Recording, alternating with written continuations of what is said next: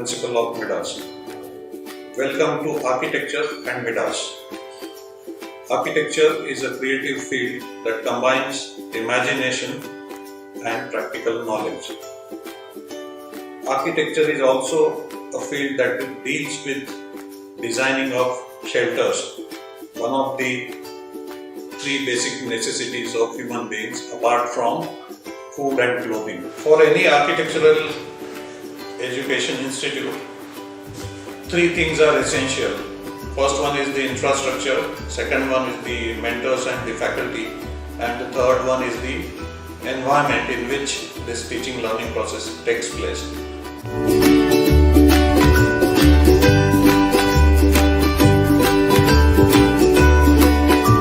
Prior to coming here as the Dean of MIDAS, I had been to many other places in the capacity of teaching as well as in the capacity of professional practice. I'm a person who truly believes in nurturing the education within. So my message to the students and parents and the faculty of MIDAS is that everybody is bestowed and gifted with their own unique talents. Somebody has to nurture it. Somebody has to help you identify your strengths and then work on it to become successful and grateful. So MIDAS is a place where you can come, get identified. You can find out who you are, what you are. And this is a place which is bestowed with such faculties and the facilities which helps and nurtures the students to come, find out, identify and conquer the world.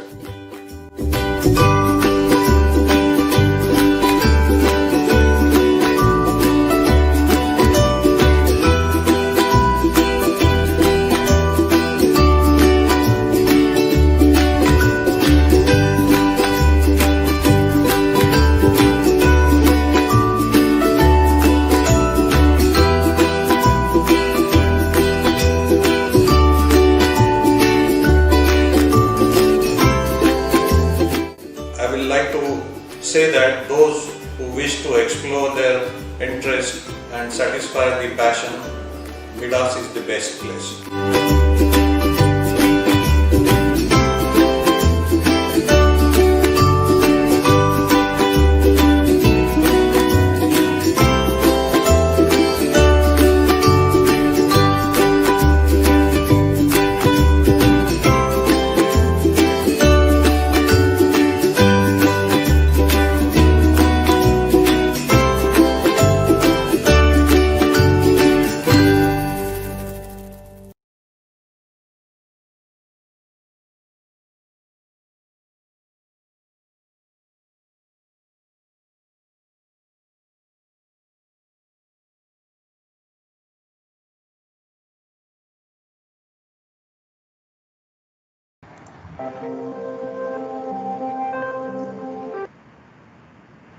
So shall I start?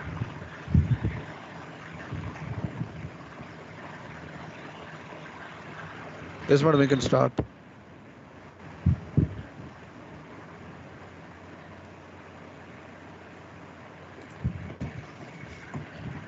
Good afternoon, everyone. Good afternoon, everyone. On behalf of MAR Institute of Design and Architecture, Swarnabhumi, we welcome you all to MIDAS-Webinar Series 11, focused on delving into the wellness design and emerging trend in architecture by architect Sandoshraj Govindarajan. He is an environmental specialist, wellness AP, and also a lead green associate. Now I request our beloved principal MIDAS, Professor Shashank Chakradev, to deliver the welcome address. Thank you. Over to principal, sir. Thank you, Hemlata.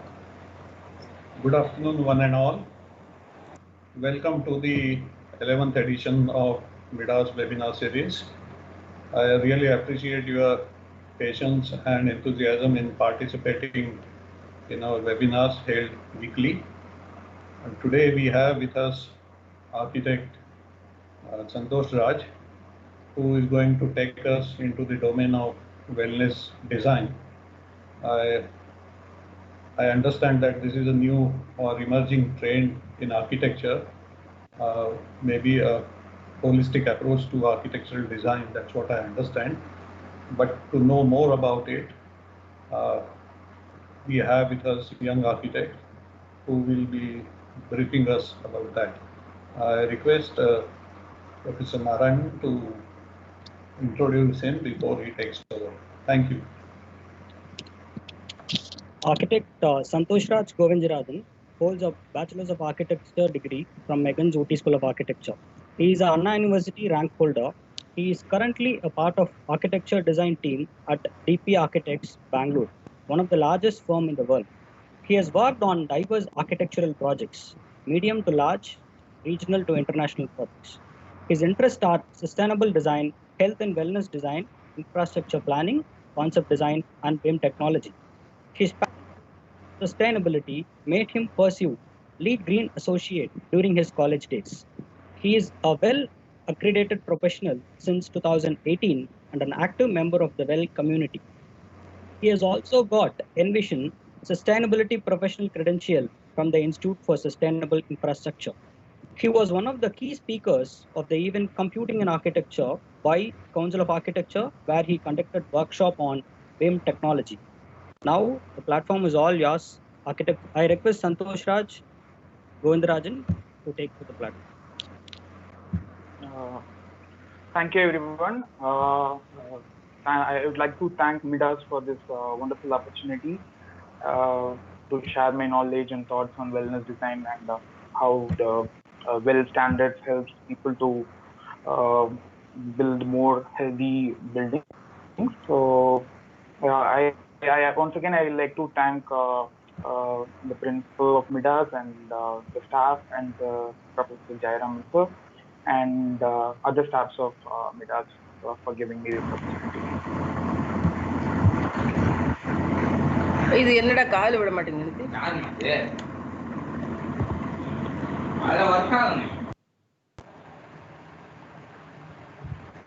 I request participant kindly mute your mic, please.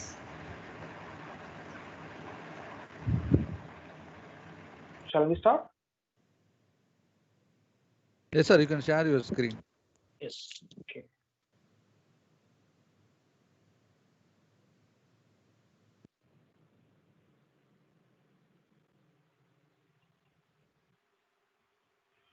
Okay.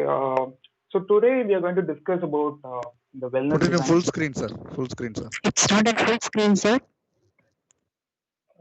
I can't see. I've already made it full screen. Okay, sir. Fine. Okay. So today we are going to discuss about the wellness design and how the wellness design impacts the built environment and how it affects the human behavior and the wellness. So this is one of the emerging trend in architecture, I would say. And yeah, let's move on to this webinar.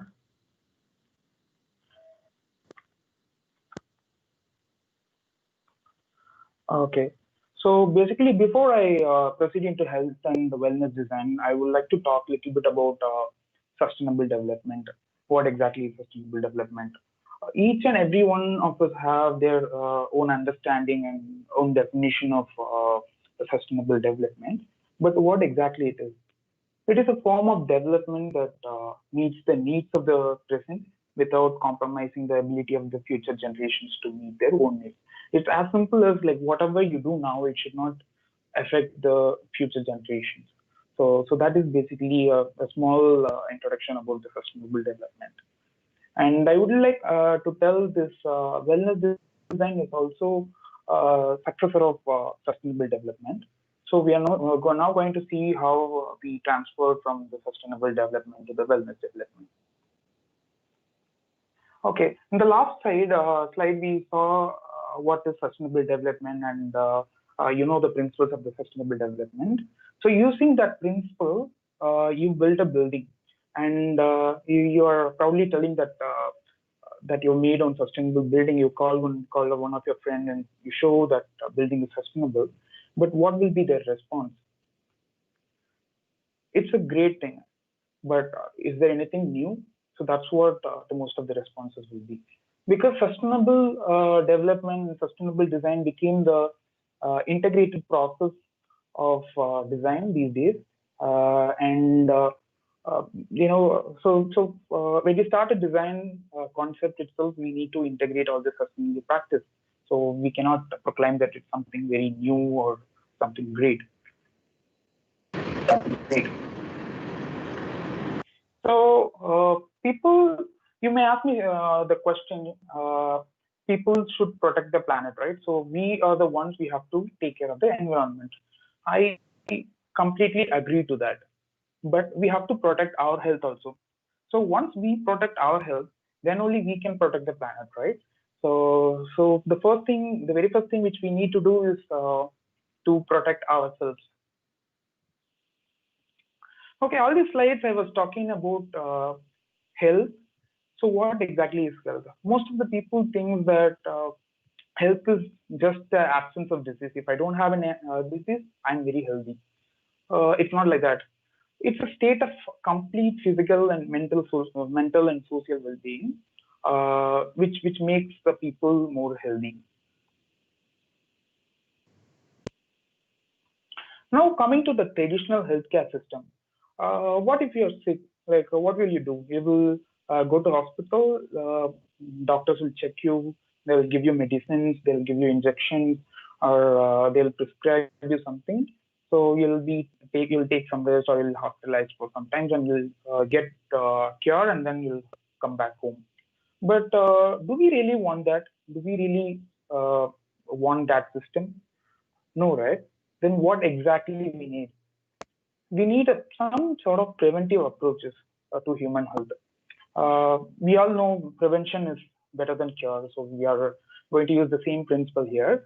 So we are going to prevent the disease before it affects us.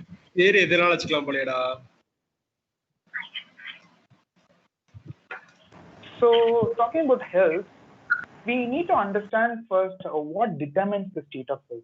There are several factors which determine the state of health, which include genes, medical care, lifestyle, and the environment.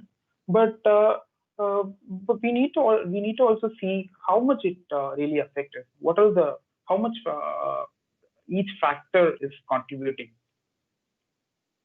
So genes are contributing a little to small percentage, and medical care more than the gene, and the lifestyle more than medical care, and the built environment, which is just the environment, is the most affecting factor of the health. So by this we can understand that environment is very much important to us. So we need to concentrate more on environment if we need to protect ourselves. So when we talk about environment, so do we really know how much time we spend in the environment? We think sometimes we'll be at indoors and then sometimes at outdoors. So that's what we think. But the reality is we spend more than 90% of our times indoors. So which is basically like the indoor environment is the most affecting factor of human health. Okay, now we understand what affects health and how it is affecting our body systems and all that. So what do we need? So we need a performance-based system for measuring, certifying, and monitoring features of the built environment that impact human health well-being. So what is that? So that is basically the well-building standard. This well-building standard is developed by International Well-Building Institute, where they have given several concepts as well as the several features. So by integrating few of the features or some of the features, or we can actually develop a healthy building while designing it first. So how does it work? How does the well system work? You might ask me, like you're telling that it is more about science and all that. So the basic understanding we should have is we have multiple systems in our body. Say, for example, we have cardiovascular system, we have respiratory system, we have endocrine system. Like that, we have around 11 systems in our body, and so as I already said that there are a lot of features in this well system. So each of the features directly or indirectly affects one or more of these body systems. So that's how the well has been set up.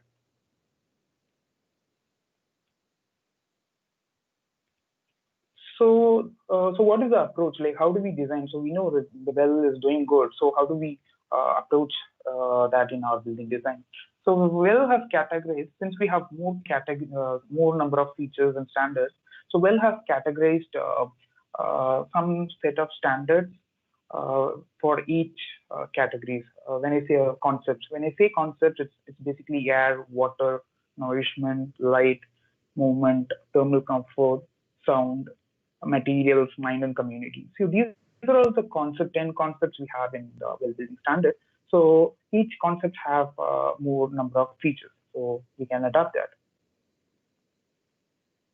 So I was now talking about the well building standards and the basic wellness, why we need to do the wellness design and the healthy building design. So we will we'll see a short video on the expert's opinion on well. What I love about the WELL standard is the fact that it is based in scientific research. We're not reinventing the wheel. We're looking at how do we take that data that already exists out in the public to create our buildings. It's a third-party, evidence-based, science-backed rating system that tells you how your space is performing. To have someone come on site and physically test our space was pretty incredible, so that we could get live feedback from all of the systems that we had designed. Employee satisfaction is absolutely crucial, and it's a clear predictor of business performance. We get fantastic feedback from our employees working in this space. They're saying things like, I'm sleeping better. They start talking about how they love coming into the office every day. Human cost is one of the highest costs, up to 90% of operating a business. So retaining and attracting the best people is really important. And I think when employees see that this is something that's a priority to the company, I think they recognize it's a company that they want to work for. The well building standard is an easy choice to make. At $1.10 per square foot for our project, less than $1 a day per employee, the return on the investment is priceless and really can't be measured. If you want to keep your people productive and passionate, make sure the workspace is a healthy, vibrant environment. In the same way with the green building movement, once we knew how to make buildings better for the planet, we had to do it. It was a moral imperative. Now we know how to make buildings better for people. We have to do it.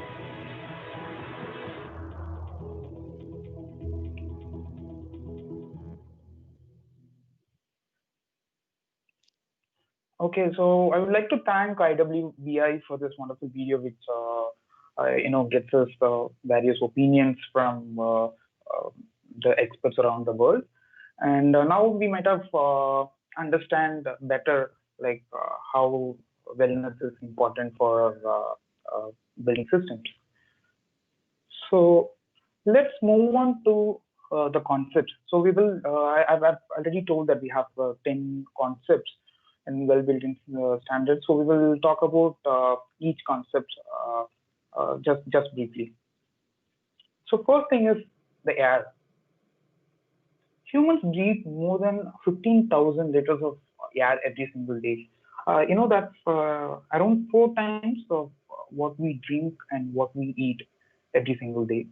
So when we understand that we breathe more amount of air, so that air has to be very good in very good quality and free of pollutants. So we need to understand the health effects of the air. If the air we breathe, if the air around us, it's not in a good quality, so what are the effects we face?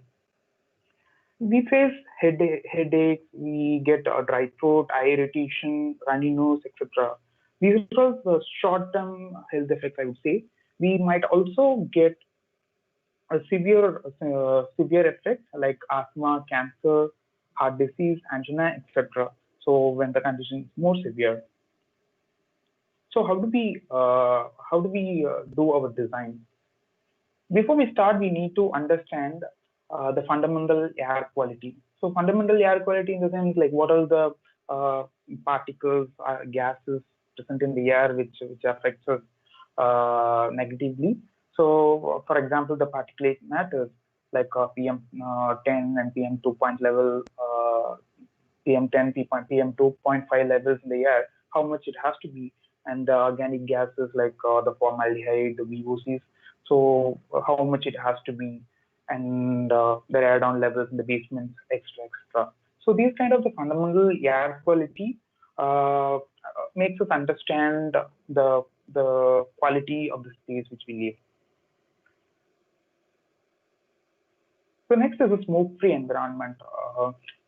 We all know the second-hand smoking system, smoke problem, where people get infected or get from the person.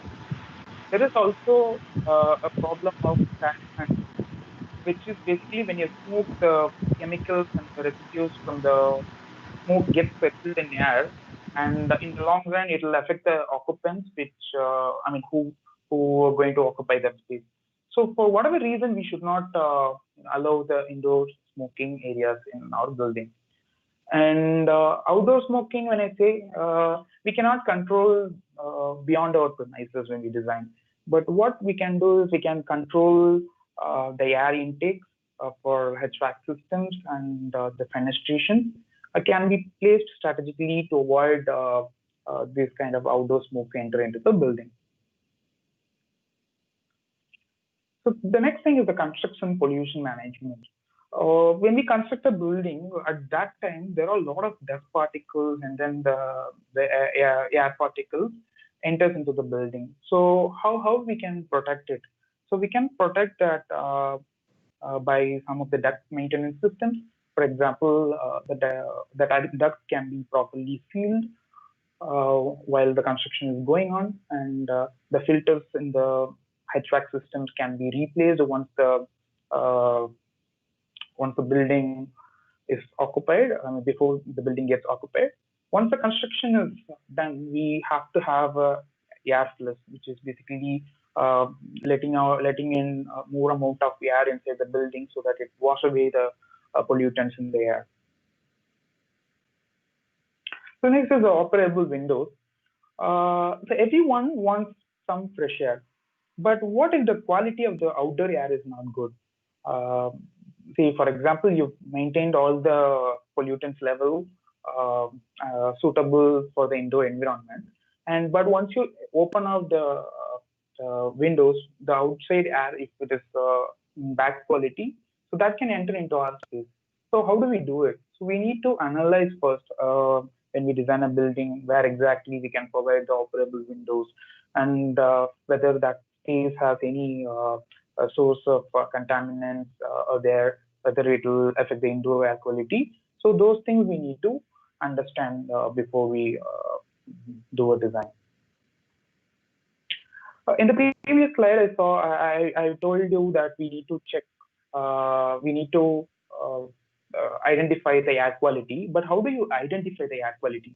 So we can easily do that by adapting, installing few of the monitoring systems. So these systems lets us understand what are the pollutants levels in the air which might affect us. So accordingly, the users can easily take a decision so that they can open or close the operable windows. The next is the pollution infiltration management. The pollution infiltration management is something like, again, you have a clean space indoors, but what if a person enters into the building with dirt or some sort of pollutants? So that can be removed at the entryway systems. So you can install, for example, the grills, the gate systems, the mat systems at the doorways, which will help us to clean ourselves before we enter into a clean space. And also the envelope system. Envelope system is basically like when you open the door while entering, the pollutants in the outside spaces can also enter into the inside space. So the air passes from outside to inside. So that can be minimized by installing the revolving doors, self-closing doors. Those things can be adapted in our design. source separation. In the previous slide, I was talking how the pollutants from the outside enters into the inside the building. So we don't know. We have more indoor air pollutants. For example, we have toilets, which we keep some of the cleaning products that emit VOCs that has a lot of problems associated with health. So this can actually transfer from one space to other space indoors. So those can be identified at the planning stage. So I'm going to place the toilet here. So how do we separate this space into the other space by you want to provide aisle, or you want to provide some buffer space, or you want to provide a simple solutions like direct exhaust systems or the self-closing doors. So those things we can adapt in our design. So the next is the ventilation system. So the ventilation system, and I say there are a lot of ventilation systems. We know there are demand control ventilation systems, displacement ventilation systems. Those things can be helpful if we adapt proper filtration systems. The proper filtration means when I say the filtration, there are a lot of different filter systems are there. For example, the media filters. This media filter basically cleans the particles in the air, like the PM 2.5 levels can be greatly reduced. And the carbon filters, for example, that can filter the VOCs in the air. And we also need to have some UV treatment because, for example, if you have too much moisture and the condensation happens at the HVAC duct, so that's the possibility of mold growth is there. So these UV treatments can treat that mold growth systems. Okay, now let's say this is an imaginary building. So in this building, the architects and the stakeholders decided to take some features from the well building standards and make it more healthier workspace, just in the air quality, air concept. So let's see what are the things they must have adapted. So they might have adapted 75% of the regularly occupied space have operable windows. The smoking is prohibited within 7.5 meters from entrance and windows. The ventilation procedures, they might have followed ASHRAE 62.1 guidelines. The air monitoring systems, when I say it's placed every 325 square meter, one per 325 meter. The MERV 13 systems are used, active carbon filtration systems are used, and then air flush had happened before occupancy. So why I'm showing this slide is basically, I would like to tell this well standards is not just about telling like we need to do this, we need to do that thing, but we need to, they also have given the standards, the specific standards, how we can do. For example, we can easily say you install some monitoring systems in our building, but we have a standard saying that every floor plate of the office building has to have one monitoring system every 325 square meter. So this gives an idea of how we proceed into the wellness design. But this is just a concept for So the same thing can be applied for other concepts also. So when we do all these things, what do you see as the result? You will see the greater reduction of the indoor air pollutants, such as formaldehyde, the inorganic pollutants like carbon monoxide levels are reduced. So by that way, we can understand the result. Okay, so the next thing is the water. The US Institute of Medicine recommends that women should consume approximately 2.7 liters and men should consume 3.7 liters of water per day. By seeing this, we can easily understand how much high hydration is important to human health and body systems. And if the hydration is poor, a person cannot perform good, and he may ultimately leads to develop a lot of diseases.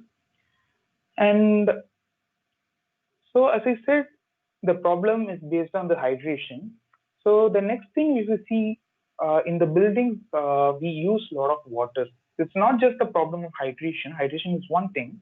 The second important thing is that how water affects us in buildings. So for building use, we use a lot of waters, right? We use for building operations like the cooling systems, we use waters. For landscape, we use water. So how these things can be affected? Like in the air qualities, air concept, I said like air has a lot of qualities, air pollutants. The water also has a lot of contaminants. So this also we need to have a basic idea. It's not just for the buildings. It's very good that we know there are a lot of contaminants happens in the water, like turbidity, the microorganisms such as E. coli bacteria, the dissolved metals, pollutant, organic pollutants, fertilizers, water additives. We call this as one more thing is DBP, which is disinfectant byproducts. For example, you add chlorine in the water to protect us, but that chlorine reacts to the organic pollutants in the water to create even more worse, byproduct, which is more harmful for health. So these kind of basic understanding we should have when we start designing buildings. So the next thing is drinking water access and treatment.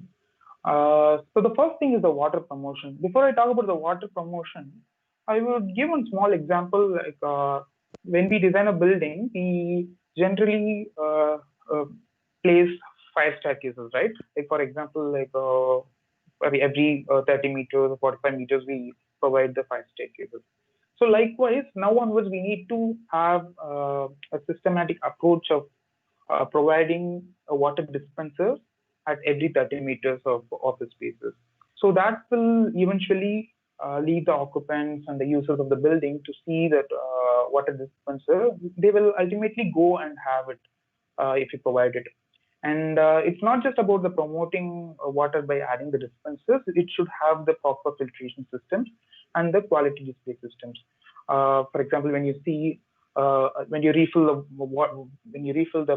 water in the bottles, or you just have water from the dispenser, you see what are the qualities of the water we are refilling. So that gives you a kind of satisfaction and happiness that you are having a good quality of water. So the next thing is the hand washing systems. The well also has given more specifications on how the sink has to be, what are the hand drying methods we can proceed, and what are the cleaning systems we can adapt for in the areas of the wash basins, because it's more prone to bacterial growth. And drying, I would say, like my preference is to go for the paper towel, as the air hand washers has most of the bacteria and contaminants in that air drying method. So next is the moisture management. We as an architects, when we design, it is important for us to consider the mold growth. It's not just about we design and we just give it to other people so that they can carry on. So this is very important when we give the specifications of the building elements. Like for example, you give a specification for a wall, you can integrate the drainage plane to avoid the capillary break, and you might use the non-porous materials and plumbing leak detection systems. So this can greatly, helps us to avoid the mold growth in the wall. So as I said in the beginning, not just the hydration and the water we drink has the effects on human health. So this, what we use in the building also has more effects on human health. For example, the landscaping. People, water the plants or the landscape elements. Once, they also put the fertilizers and the other the pesticides or whatever it is. So when you pour the water, this may the water may get you may get into touch with that water, so that will kind of develop some sort of irritation or skin problems. So those things also can occur. So we need to have a proper water management systems to avoid all these problems outside the building. Okay, that's about the water. So now we come to the nourishment. 2.1 million deaths worldwide are attributed to insufficient fruit and vegetable intake, and is one of the top 10 risk factors for global mortality. And so we people, like, we all want to be fit, we all want to be not to be obese, we all want to be healthy, and we want to take a good diet. But how can buildings help us to help you to cater that? So again, the problems associated with the nourishment is the dietary pattern and the dietary behavior. So these are all the major things which is the current problems related to the nourishment. So we can design the environment towards the healthiest choices for the occupants or the users. So how can we do it? At a larger scale, we can have the food protection. At a small scale also, we can have that. So we can have the garden, greenhouse, or edible landscaping, so that you can basically, the idea is to have produce your own food. So whatever you eat, you produce and eat. So this can greatly give the satisfaction and the health benefits because it's organic and you care that well. And you can also use hydroponic systems or aeroponic farm systems. So this also we can adapt in our design spaces. So next is the environment source. The very first thing when we start designing is that we do the site analysis. When we do the site analysis, we also do the location analysis, where we see what are the the transit spaces or other major landmarks which is placed next to the site. But now onwards, we need to start integrating the practice of analyzing the spaces like farmers market and the place where certified organic foods are available, the place where to get more the fruits and vegetables. So those kind of analysis we can include in our design. The next thing is the fruits and vegetables. In the introduction slide of this nourishment, I said like the fruits and vegetable intake is a major contributor for the human health. So how do you promote it? At a smaller scale, we can at least give the visibility to the occupants or the customers who enters the building. For example, in a retail space or you design a mall or you design a food court or F&B spaces, when you enter into the building where you see a lot of food varieties, you can design a dedicated space for these fruits and vegetables. So it will be highly visible and people tend to go and attracted by that. And next is the eating spaces. So when I say eating spaces, so it largely affects the eating behaviors of the people. For example, when the studies say that when a person eats alone, he tends to eat more of unhealthier foods, and he starts thinking about he's maybe worried and he thinks about other steps and all that. So what we architects can do is we can provide a designated eating spaces which can enhance the collaboration and social interaction. So this can, people can get benefited by this eating spaces, and they will have more healthier foods as well as they'll be mentally healthy.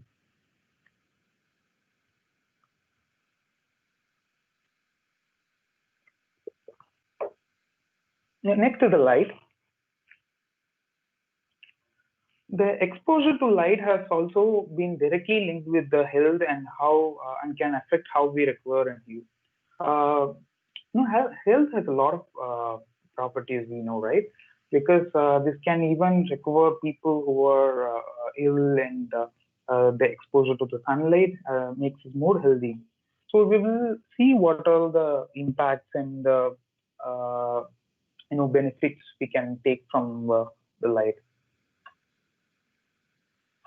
So the impact is basically like when the lighting quality is not adequate or not good, the amount of the light is not adequate or the lighting quality is not good, we may develop, we might be facing a productivity loss. We may develop headache, eye strain, sleep disorder, etc. So particularly the sleep disorder is one of the major thing in this light concept, which we'll talk about in one more slide about the circadian systems.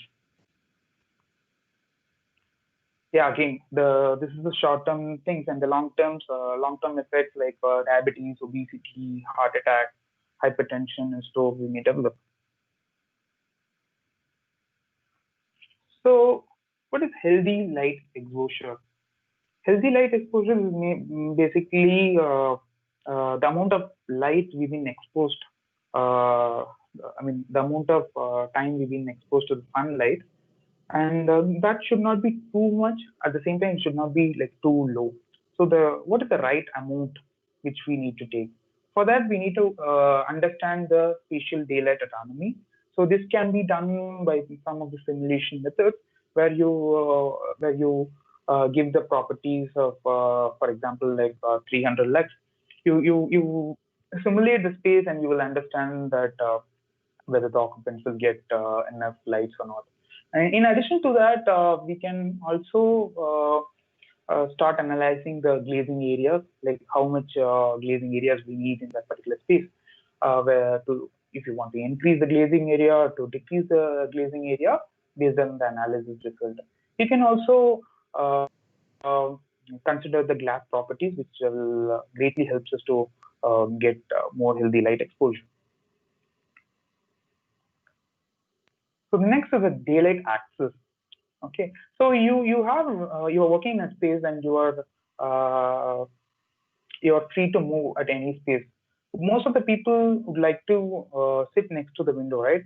So that is basically to get more sunlight and then get more light so that they can perform the task better. So for that, what we can do is we can do this daylight mapping systems using some of the simulation methods which we use. When we do the daylight simulation, we can easily understand how much light can enter into the building and till how much meters or till how much length the light can enter. So for that, the main idea is to give the access to all, to give the daylight access to all members or all users of the building. It's not just for one person who sits next to the window will get benefited from daylight. So all the users have to get benefited. I would say for these days when we design office buildings, we design the central core systems where you get all the lights from outside and the central core is actually dark, which is not required. So those kind of systems we can easily adapt in our design. And the light levels, what are the recommended light levels?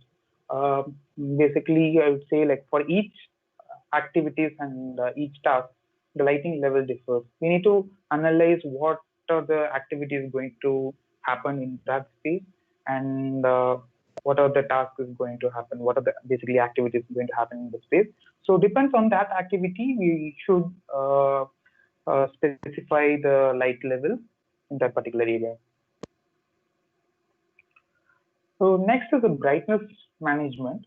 So how do you manage the bright? What are the problems associated with brightness management? If we design a brighter space, it's good, right? So that's what people ask. But there is a relation between the brightness management and our central nervous system also. For example, in the right-hand side, you see a dark corridor. Let's say you walk in this dark corridor, and at the end of the corridor, you see a brighter space, like what you see in the left side. What do you think? You'll see some drastic changes happen with the space. your body systems also will not respond to that activity, and it starts affecting the brain and other body systems. So how do you mitigate that? We can do that when we design itself. We can zone the spaces. What are the spaces which needs more light? What the spaces we need very less amount of light? So, and how we can transform gradually from one space to other. So those things are very much important for the brightness management systems. It's I would also say like it's not just between the spaces inside the building. It's also between the surfaces. For example, you are in a room. Say you have different surfaces. The surfaces. For example, you have a wall and you have a ceiling. So this wall and the ceiling should not have a drastic difference in brightness. So that's what it means. And the circadian lighting system. So on this whole chapter of light, I would say this circadian lighting system is the most important, which we need to understand. We all have an internal clock in our body, which we call that as a biological clock. So what happens is when we see light, it hits the photoreceptors in our eyes and it sends the signals to the brain, and so that gives an idea of, for the brain to determine whether it is a day or it is a night, or so that kind of decisions brain takes based on the light exposure. So that will greatly affect the other problems like the sleep-wake cycle, the digestion, and some of sleep-wake cycle and digestion is a major important thing which the circadian lighting system affects. For that reason, only people say, right, like don't use mobile phones too much in the night, and so that's because like you tend to your brain tend to understand that it's still a daytime, so you will not get sleep. So it's all because of the circadian lighting system. So how do we? So all this is fine. Like how do we integrate or implement this in our building design? For that, we need to analyze the EML, which is the equivalent melanopic lux. The lux, we all know like what is the lux and what is the parameters of the lux. But the equivalent melanopic lux is basically the amount of the light, which is basically the ratio between the lux and the melanopic factor.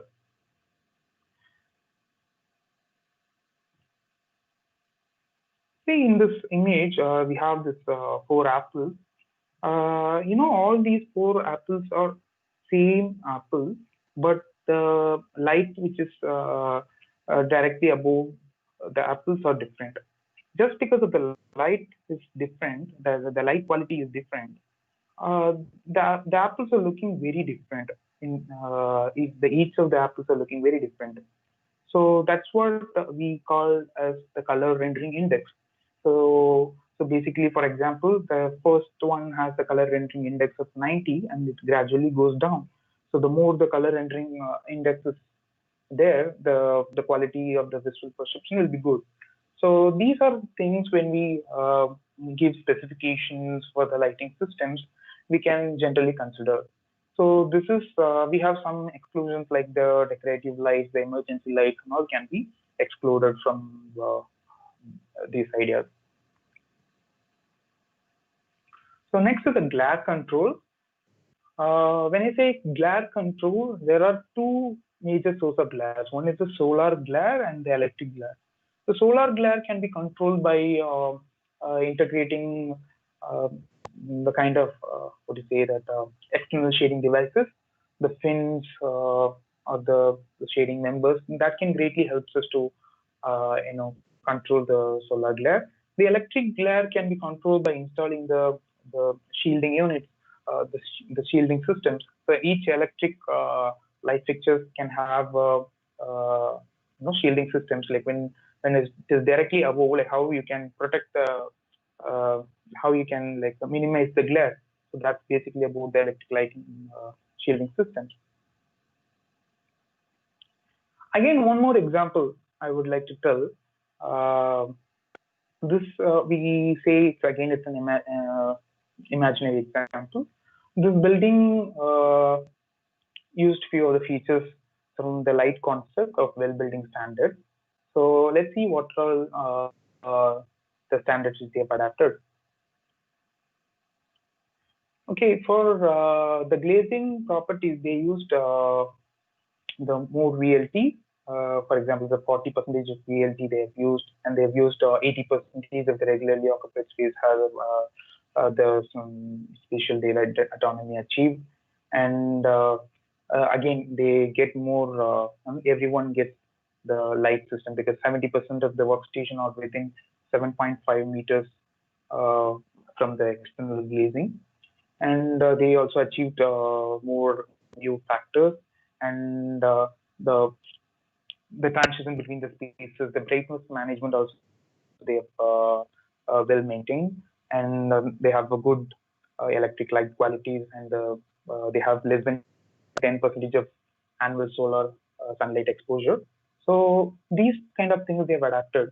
So again, I would like to tell this well standard when we tell what are the things when we have to do, we should also look at the ways of doing it by using this kind of standards. These are a few of the examples. There are n numbers are there.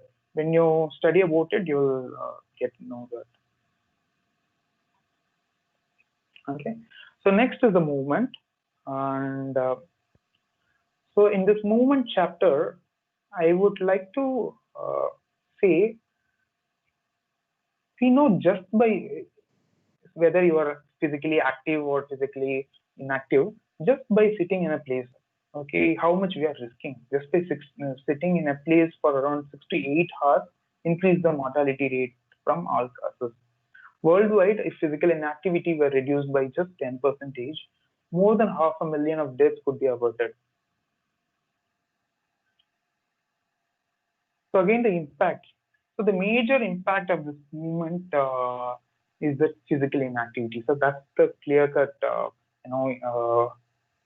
thing which we need to consider: physical inactivity. Studies also show that people who are physically inactive tend to get sedentary behavior. So that they feels very they're not so active and do their work. So these kind of physical inactivity causes problems like diabetes, obesity, cardiovascular risk, and the most important thing, the problems associated with the physical inactivity is the premature mortality. So the number of premature mortality is more if the people are physically inactive. Okay. So all these concepts, there are so many concepts, 10 concepts I've been telling with a standard set of definitions just to understand how exactly it works. Just only for this chapter, I would like to tell a small story of Lily. You see, there is a home that's Lily's home, and she has all the amenities around her. Basically, she has all the services. She has civic facilities. She also has a pedestrian-friendly street. She walks to the community market. She gets organic foods, and then she walks to home.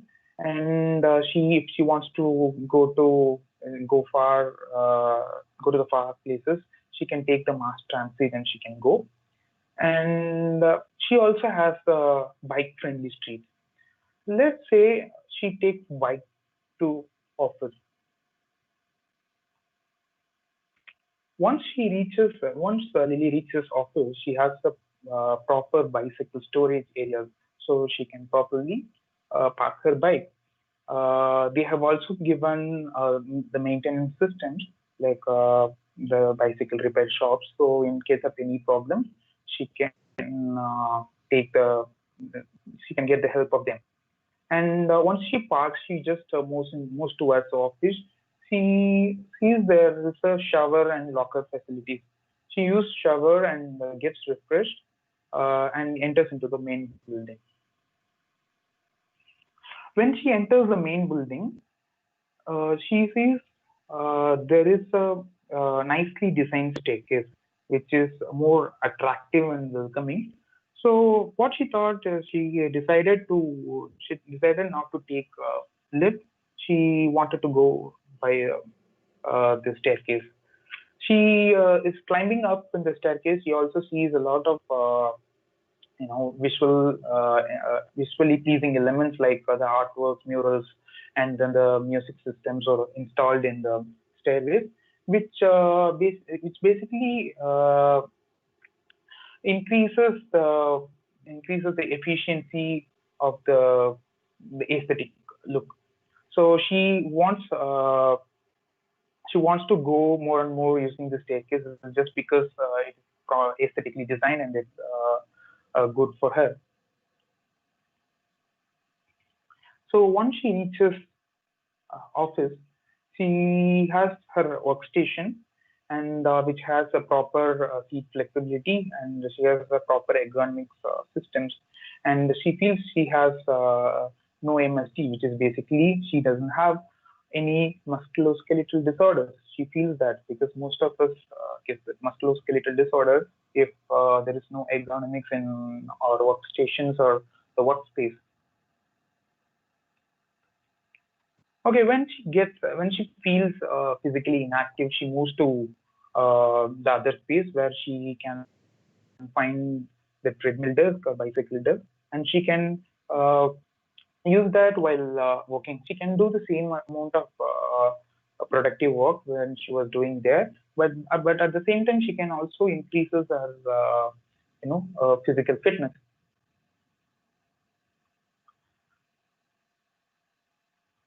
So once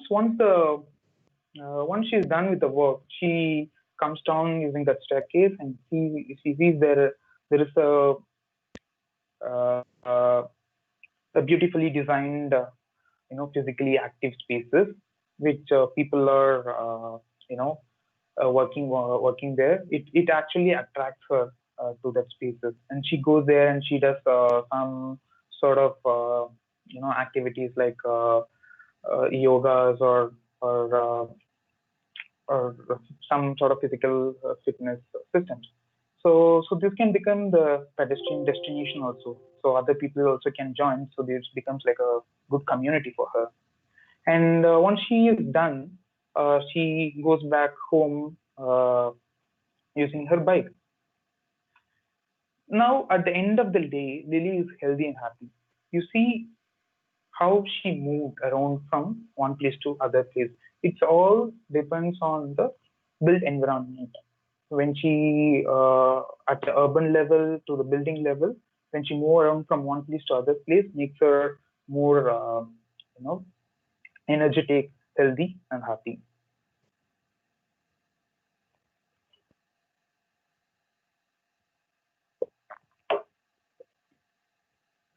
So the one of the highest contributing factors influencing the human satisfaction in the buildings. Employees also perform poorer when the office is not thermally comfortable. So again, the impacts associated with the thermal comfort is a sick building syndrome. Sick building syndrome is basically like you get some sort of disease or illness just by staying at one place. So basically, when I say thermal comfort, what is thermal comfort? It will be either cold, it will be too warm, and it is not like it's not adaptable to them, right? So those kind of problems which where people face. For that, to mitigate that, we need to understand the thermal performance of that space. So this can be by PMV and PPD system, which is basically predicted mean vote and the predicted percentage dissatisfied, and thermal parameters like what are the dry bulb temperature, what are the humidity level, and etc. etc. You can actually monitor all those things so that you understand the space's thermally performing well or not. The next is the thermal zoning and the humidity. With thermal zoning in the sense like, for example, person A and B are working in office. Person A might want to have more colder space, or person B wants to have more warm space. But how do you cater? As an architect, we need to design for all the users. It's not just for one people or a particular set of people. We need to design for all. So how do we do that? We can provide a thermal zoning. Thermal zoning is basically like you can design a space where that space is very cold at one space, and then it gradually gets warmer, and you can at the end you can have the space zone which is more warmer. So people who wants to move into particular zones, they can easily move and sit and work in that particular space. So that's about the thermal zoning. And humidity levels is also a major contributor for the thermal comfortness. When I say the thermal comfortness, the humidity level has to be at least, around 30 to 50%, so that people feel more comfortable in that space. Some people still wants to things that's not satisfied for them. We can also install the individual thermal comfort systems at every desk or at every particular space, where they can have the personalized equipment and they have their own controllability of that small spaces. So at a larger scale, when we see the pedestrian comfort, we have to understand how the wind flows from one space to other. For example, when you do the simulation analysis and all that, flow simulation analysis, we can understand where the wind flow is. So accordingly, you can optimize your building design. So the next thing is sound. When we talk about sound, most of us think that what is the major contributor of the noise pollution? Everyone will answer that it is basically the traffic environment which causes that. And the studies have also indicated that the internally generated noise is also a major cause of complaint and ultimately results in the occupant satisfaction. So we will see how to enhance the building space and mitigate the noise coming from outside, and how do we manage the sounds, the noise levels inside the building. And before we go into that, we will see what are the impacts associated with the noise. If the noise level is too high, so there are a lot of health problems associated with it. So which includes the myocardial infarction, sleep disturbance, hypertension. It also reduces the mental arithmetic in school-age children. Okay, let's talk about the design methodology. So the first thing we can do is the sound mapping. When we design, we can actually map what are the noise, what are the source of the noise. See, at a larger scale, right? When you have a collaboration space, that will be more louder, and we have the reading space or the lighting space, it will be more quieter. So those kind of mapping you can do, and so at a micro scale, you can also think about the HVAC systems, the mechanical equipments which produces some micro vibrations and micro noises. So those things also we should include in the sound mapping. So based on the sound mapping, we can design the loud zones and the quiet zones. We can also have a mixed zones where you can interact with people. So sound barriers. I was talking about the external environment where you get more traffic noise and other source of noises entering the building. So when you try to avoid the sound which is coming from outside to inside, we can give a proper wall specification. As an architect, we can give it. We can give the proper specifications like sound transmission class or noise isolation class, how much it has to be, and some other examples like those specifications. And those specifications such as, for example, you can specify you want non-hollow core doors with the gasket, which will greatly reduce the reduce the sound which is coming from outside to inside. In the last slide, you saw the sound barrier system, which is like controlling the sound coming from the outside to inside. But we have a lot of noise sources inside. For example, say you have a meeting rooms or lecture halls, you have a conference room. So the noise is produced inside the building only. So how do we control it? How do we properly design it? It's basically by understanding the reverberation times. And once we understand the reverberation times, we can also have the we can install proper sound reducing surfaces like ceilings and the wall claddings, which greatly greatly reduce the greatly absorbs the sound. So next thing is the material that material is directly related to the human health. An estimated 95% of the chemicals largely used in the largely used in the construction lack sufficient data on health impacts. I'll give you a few examples. Before that, I'll talk about the impacts of that. So I said it's directly related.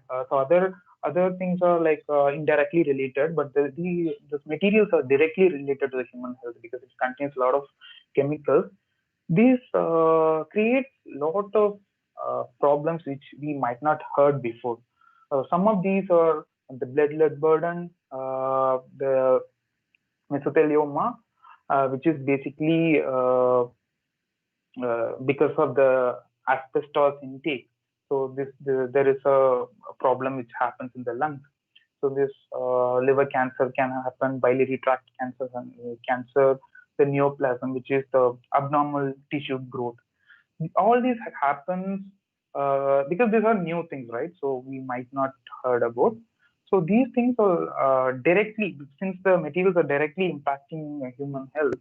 So this chapter we need to consider, give more importance to it. So when we talk about materials, we need to identify the hazardous materials. So basically, I've given the examples. Asbestos, mercury, and lead. And but we don't know that we use asbestos, mercury, and lead in our buildings. But indirectly, we use that every day. For example, we use the asbestos in thermal insulation systems, roofing, surfacing material, siding, etc. And then the mercury in the exit signs, lamps, etc. So we should try to avoid it. So for example, this mercury has too much of toxic, so we have to completely avoid it except a few of the mercury lamps. And the lead. Coming to the lead, so the lead are mostly present in the plumbing products and the paint, but the plumbing products should not contain not even a little amount of lead because it's directly related with the water quality. So if we have the lead, it may enter into the water and ultimately we drink that water. So the next thing is that waste management. We all think that waste management is related to the environmental degradation or environmental protection, etc. But we need to understand the health aspect of the waste management. If the waste are not properly managed, we tend to get more diseases and more hazards than other problems. So for that, we need to have a proper waste stream plan and some chemical management systems.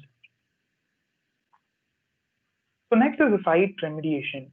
The site remediation, when I talk about site remediation, the brownfield redevelopment is greatly appreciated in the sustainability point of view. We also, the health point of view also, we generally suggest people to go for this brownfield development. But before we start off with any construction activity, the site has to be completely assessed and carefully checked whether it contains any sort of chemicals or hazardous materials present in that space, so that we are free and happy to move to the next stage of demolishing and constructing a new building there. So the next is the pesticide. So the pesticide is basically so we use it everywhere, right, in our buildings for the landscaping and other things.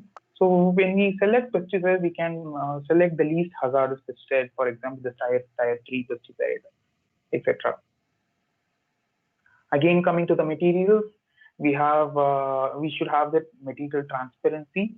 So when we select a material, we should understand how much the health hazards each material has. So coming to the mind chapter, the depression alone accounts for 4% of the global burden of the disease. 30% of the adults will experience mental health condition during their lifetime.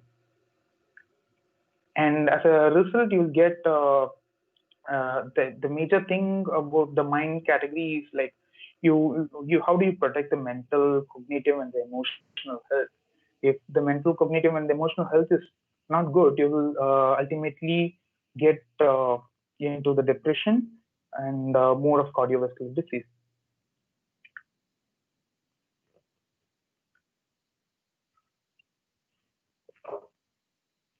Okay, so nature is the caretaker for us, right? So it can heal us if we have any problems when we go and sit in some sort of a natural setting. So this will have the ability to treat our entire body system. So how do we give access to the building, access to nature access in the building? We can have the direct connection of implementing the plants, water, lights, etc., etc. This we call this basically the biophilic systems. We talk about this in sustainability and other design principles. So the same biophilic principles can be followed to make the place more pleasing and it's good for our mind. So when I say the nature access, we can also give the indirect connection by giving the natural materials, patterns, colors in the building. So we can adapt some of these features. We can adapt some of these patterns or the colors from the nature, and we can integrate in the building. So that also gives a sense of needs a feel in the space. And finally, the space layout. When you talk about the space layout, the person moves from one space to other space, so he has to experience the nature. So that's the ultimate aim of this. So how do you do it? You need to understand. You need to find out the circulation spaces in your design. Maybe, for example, if it is an indoor space, a person coming from one space to other space is traveling. So at the traveling time, what are all the elements we can incorporate so that he feels he is more connected to the nature? And the same goes for the outside also. So a person walking in the outside environment, he walks towards he walks through the forest, he will definitely feel a kind of he will have the betterment his mind health, mental health. So in building level, we can have spaces like a space for micro breaks, and space for contemplation, relaxation, and restoration. Outside also, you can have some sort of nature spaces where people take break from their activity. They can go and relax and come back. So the final chapter is basically the community. So what exactly is community? The community, in the sense here, it's a social community, as well as I'm going to talk about the stakeholders community. When you design a building, so we architects are not just the one person who decides all the systems, or the basically we are not just the only decision maker, right? So there are other members also. So we'll suggest we need to have an integrative design process where the occupants, facility management team, owners, engineers, contractors, everyone has to collaborate at the design stage itself to implement the well idea. It's not like you design something and you send it to the consultant or other places. So they will design it for us and then give it back. So this has to be an integrative process. That's what the main goal of the well building standard is. And the next thing is the policies. Okay, so all these things, like before this community concept, I was talking about the architectural design elements. What are the things which architects can consider and implement in this building design. So these are some of the things which the stakeholders and the owners have to take the decisions. We can have health service and benefits, parent support, mother support, family support. All these things will ultimately give the satisfaction and the happiness to the to the workers. Or for example, you work in a space, you work in an office space, so where you have more sort of family support. So you can take, for example, additional holidays or additional paid leaves. So that is one of the policies which office can give us. So there are set of policies which is described in the well building standard. So we can go through that later. And the last thing is that when we design spaces, we can design spaces for the communities also. It's not just when you design a neighborhood, we design the community spaces where people can interact and play and they can involve in some sort of civic activities. So that is one thing. And the second thing is that accessible and universal design. When we design all these spaces, when I said we have to consider all these design aspects of well building standards, we need to consider about the disabled peoples also. So how do we design for them? Because like the inclusion of the disabled community is one of the important factors which we really need to understand. The final thing is that the survey and result. Once you do all this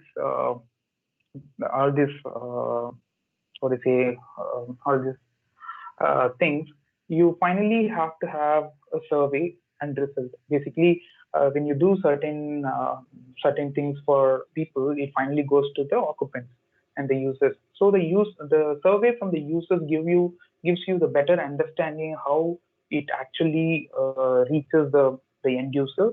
So you can actually tweak, or you can design more better for the people. So the last thing is that alignment with the green building standard. In the very first slide, I said this well building is a successor of green building. So the green buildings and the well-healthy buildings, the well buildings has a direct connectivity with some of the standards. Basically, in green buildings we see the environmental aspects, but the same idea we see the health aspects of the building.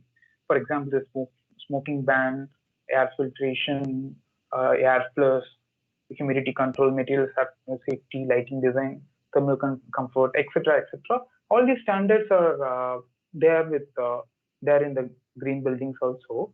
But the same thing we're going to see this as a healthy aspect. I'll give one example for this air filtration system. In green building, we check the air filter to understand how effectively the filtration system, the ventilation system works. For example, if you have the proper filtration systems installed, the electricity consumption will be very less. At the same time, in the health side of it is basically when you have the proper air filtration system installed, so you will get more quality of indoor air. So that's about the green building or health building standards. Okay, I think I've told you the basic introduction. I would also like to thank this IWBI and well building standards. So because I've taken all these standards there with it, so there are n numbers of standards. I've just taken few of the standards so that architects also understand there are a lot of things which we can take and integrate. So most people think few people tell that it's just about the interior design. Few people think that it's just about the policies and it's more to do with the plumbing systems and the ventilation systems. It's not just like that. So we are one of the stakeholders of the building. So we also should know and understand the basis of the complete. We should have a complete understanding how the building works. So that's why I think I've covered most of it. I hope you understood the concept of well and it helped you further in your design process. Thank you very much. Thank you, Architect Sandoshraj Govindarajan, for this thought-provoking session on wellness design. I hope this presentation is very much useful for our students and also to other participants. And now I think we can move on to the question and answer session. I request the participant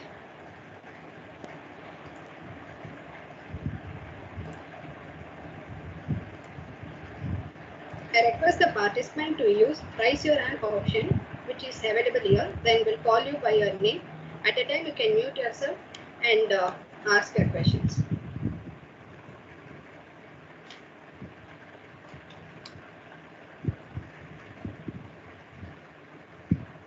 Is there any question from the participant side?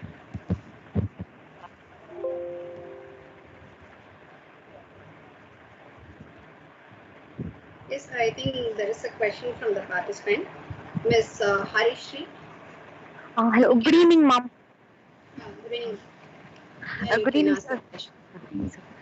Sir, my doubt is like how the color and the size of a space affect the design, sir. What change it makes in us? So basically, I would say like you're a student, right? Like yes, sir. Third year BArch. Okay. So in your first semester itself, you might have studied about the colors, like what are the kind of colors, that warm colors, the cool colors, and everything. So it depends on the spaces. Like we can integrate, for example, when you design a large space and you want to give you want to make the space more cooler, you can use the blue color, and the red color promotes that that warmth in the space. And I was also talking about the mind category, where you can integrate the colors from the nature. For example, when you take the green color in any of the spaces in your building, so that will give the sense of being in the nature spaces. So that's how you can integrate the nature. So what you see around, so when you go out and see around, you see a lot of colors. So you try to integrate those colors from the nature in the building, so that highly affects the cognitive functions also. Thank you, sir.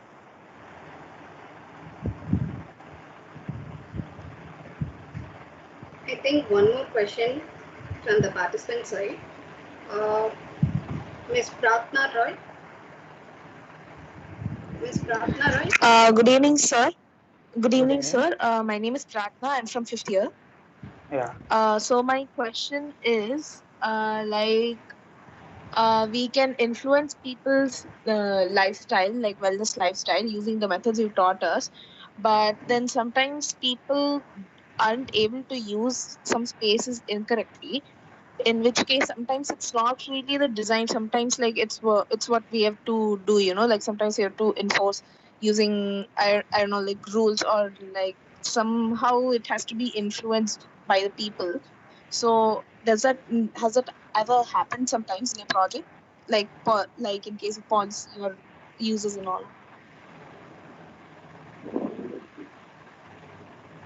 Okay, so you mean to say sometimes like this standards forces people to take that systems, right? So Yes. Yeah, okay. So I understand your question, but the thing is that when we design a space, when I said in the last slide, last chapter also, in this mind slide, when we design an indoor spaces, or the external spaces, the spaces have to be inviting and welcoming. For example, when you place a natural element along the pathway, you don't force people to come into that space. So that automatically attracts people. That space attracts people to come in and then use that space.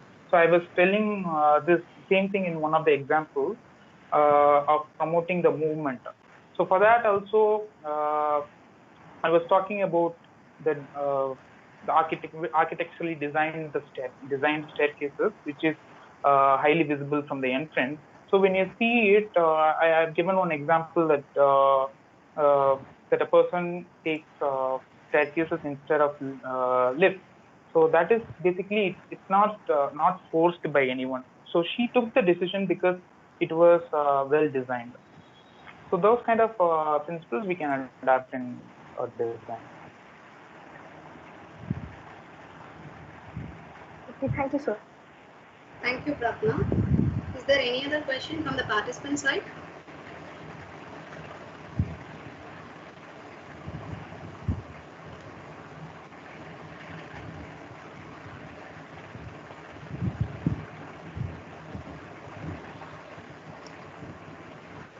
Is there any other question from MIDAS faculty or any student from MIDAS?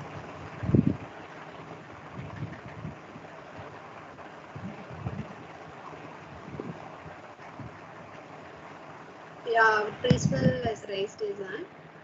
Sir, you can unmute your mic and ask your question, sir.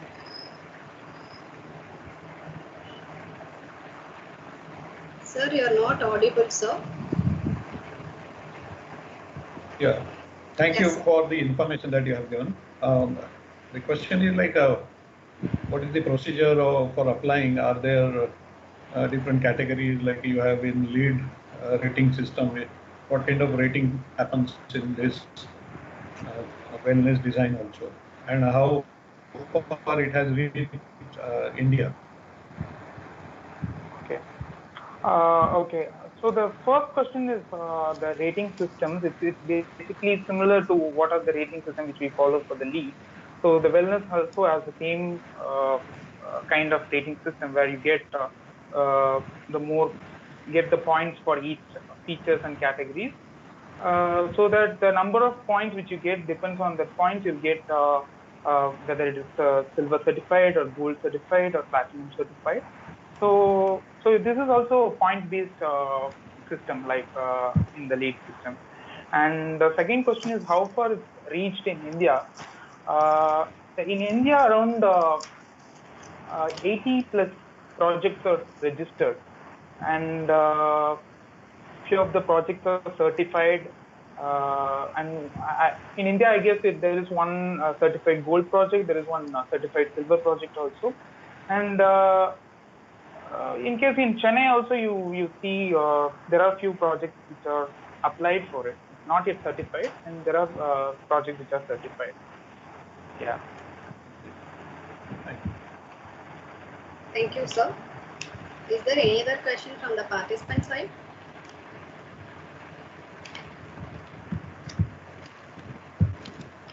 I think no more questions. Thank you, Architect Sandoshraj Govindarajan, for being patient enough to answer all the questions from the participant side. Now I request our HOD MIDAS, Professor Justin, to deliver vote of thanks. Thank you. Over to Justin, sir. Yeah. Good evening, and thank you, Architect Santosh. In fact, it was a very simple session. In fact, like you have made the slides so simple that even a non-technical person can understand it very well, and you have made it very clear over for the past almost 1 hour. You have made it very clear to us that very simple changes in this kind of designs is going to change the lifestyle and the life of people also. So I think yeah, sustainability is not it's not from the great to the small, but small to the great. So I think that was a useful session, and mostly targeted towards the students. I think even our first year, second year students can incorporate all these things and make their designs in the future better. Thanks for being patient, and almost 1 hour you are engaging us and making our time useful for this evening. So thank you, Santosh. And yeah, we'll have some more sessions with you, maybe positively explaining more on the rating systems available. And because in this session we would not cover that, so in the future sessions we can have a better insight on how is the rating systems and what all, how professionally to get all those things. So hope everybody enjoyed your show. Thanks for being with us, and on behalf of the MIDAS faculty and the students, I thank you. And I thank organizers, Hemalatam and the moderator, and Jairam sir, in fact, sourcing the resource person here, and all the participants for making this show a successful one. Thank you, Architect.